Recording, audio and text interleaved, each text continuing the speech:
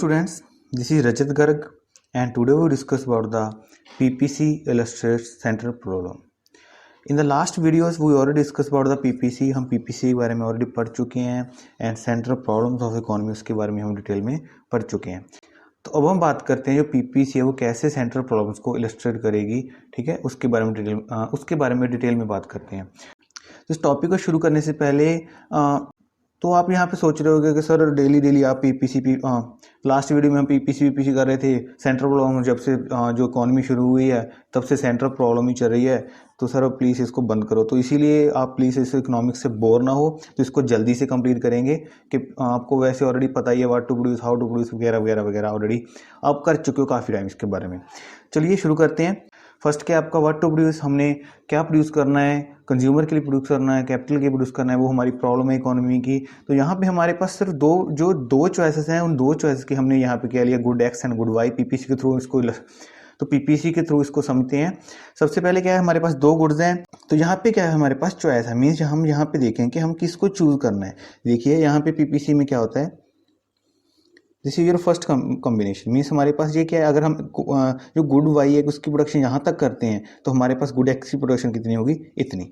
Means यहाँ पे ये इतनी है तो ये इतनी होगी। अगर हम इसको कम करते हैं, मीन्स यहाँ से लेके नीचे के ले गए, अगर इसको कम किया इसका मतलब यहाँ पे कट हुई, तो इसकी मतलब यहाँ पे क्या हो रहा है, पहले जो गुड एक्स की प्रोडक्शन थी इतनी हो रही थी, अब यहाँ इतनी, पहले इतनी थी, अब क्या होगी यहाँ से कम हो रही है।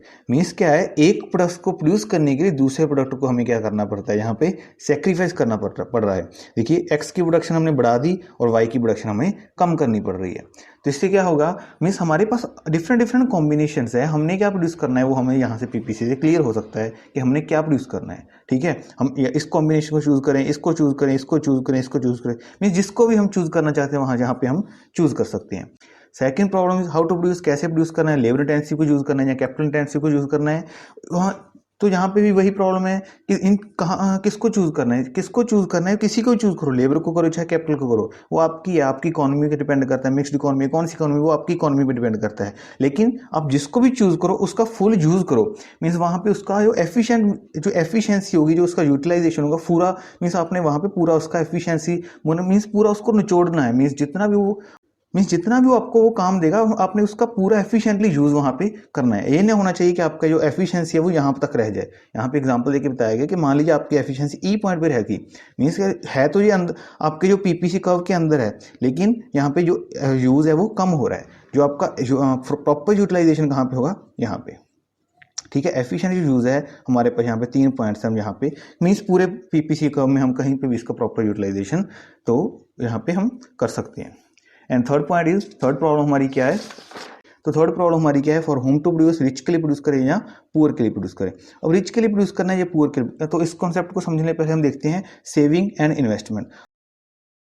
तो सेविंग क्या होती है, सेविंग मीन्स जो हम पैसा सेव कर रहे हैं, जो पैसा सेव कर रहे हैं उसके बाद हम उस सेविंग को क्या करेंगे, इन्वेस्ट करेंगे। अब जितनी ज़्यादा इन्वेस्टमेंट होगी उतनी ज़्यादा हमारी कंट्री ग्रो करेगी, उतनी ज़्यादा हमारी जो प्रोडक्शन है उतनी ज़्यादा इंक्रीज होगी।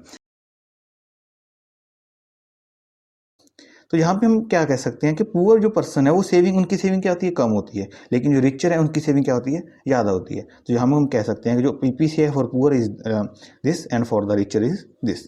ठीक है, तो this is for richers and this is for the poors, क्योंकि यहाँ पे सेविंग एंड इन्वेस्टमेंट की बात चल रही है जो भी आपका है।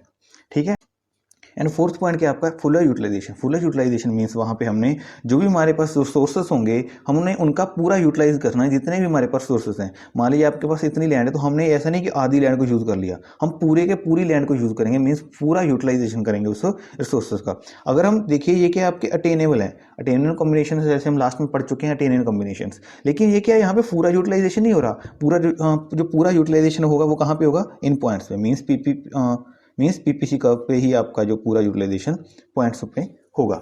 एंड फिफ्थ पॉइंट क्या है, ग्रोथ ऑफ सोर्सेस। जैसे हमारे सोर्सेस ग्रो करेंगे, जैसे हमारे सोर्सेस बढ़ रहे हैं, उससे क्या हो रहा है, हमारी पीपीसी राइट को शिफ्ट हो रही है। जैसे हमारी पहले पीपीसी थी ए बी, अब क्या होगी आपकी A1 एंड B1। तो जितने हमारे पास रिसोर्सेज ज़्यादा होंगे उतनी हमारी पीपीसी आगे को मीन्स राइट को इस साइड को शिफ्ट करेगी। क्लियर। तो आज की वीडियो में हम सिर्फ इतना ही पढ़ेंगे कि पीपीसी बारे में। In the next video we will talk about the margin opportunity cost, उसके बारे में डिटेल में पढ़ेंगे, जो इससे थोड़ा सा डिफरेंट होगा। और एक और बात, जो टेस्ट लिया था उसमें थोड़ा सा प्रॉब्लम है। जैसे भी पीपीसी का क्वेश्चन था आपके पास कि आपने पीपीसी को एक्सप्लेन करना था, तो पीपीसी को एक्सप्लेन करने के लिए आपने क्या किया, सिर्फ उसको 2 लाइन्स में लिख के काम खत्म कर दिया। लेकिन आपने पीपीसी को ऐसे एक्सप्लेन नहीं करना।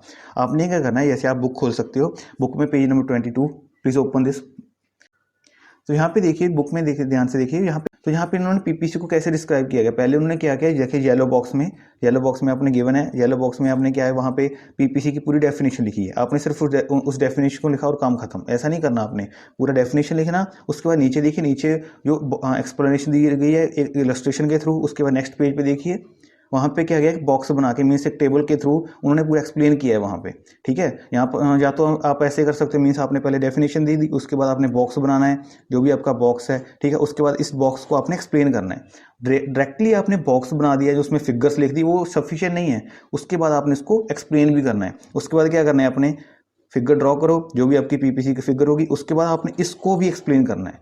सिर्फ ड्राइंग करनी सफिशिएंट नहीं है इकोनॉमिक्स में, आपको इसको एक्सप्लेन भी करना पड़ेगा। मीन्स क्या हो रहा है इस फिगर में, कहाँ पे पहले रिसोर्सेज क्या थे, अब रिसोर्सेज क्या हो रहे हैं, मीन्स क्या है पूरा।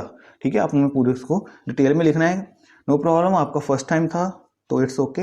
एंड एक और क्वेश्चन था आपके पास टेक्नोलॉजी वाला।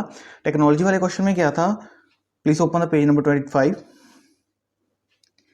तो उसमें क्या लिखा, देखिए ध्यान से पढ़िए इसको। Efficient technology for the production of good x would mean more production of good x with the same resources. यहाँ पे क्या हो रहा है, मीन्स हम जो टेक्नोलॉजी है एक्स की, उसमें इंक्रीज कर दिया। तो वहाँ पे क्या हो रहा है, तो वहाँ पे क्या है, जो पीपीसी हमारी रोटेट कर रही है, वहाँ पे शिफ्ट नहीं कर रही। And accordingly PPC would rotate, means वहाँ पे रोटेट हो रही है, not shift from point A B to A B one. तो वहाँ पे क्या हो रही है, ए बी से लेके हमारी कहाँ पे शिफ्ट करी है, ए बी वन पे। मीन्स हमने यहाँ पे क्या किया, उसके बाद उन्होंने क्या किया, पूरा जो फिगर है उसको ड्रॉ करके। तो इस क्वेश्चन में भी क्या करना है, आपने ऐसे ही फिगर ड्रॉ की, उसके बाद इसको एक्सप्लेनेशन कंपलसरी है। जो भी आपने क्वेश्चन अटेम्प्ट किया, उसके अगर फिगर है तो फिगर ड्रॉ कीजिए, उसके बाद उसको एक्सप्लेन करना भी जरूरी होता है। क्लियर, सिर्फ आपने क्वेश्चन लिख दिया, that is not sufficient for the marks. I hope it's clear. तो इस बार तो जो भी आपका आंसर था उसको चेक कर दिया गया, please not repeat it again. And I hope all things are clear to you and sufficient for today. Thanks and have a nice day.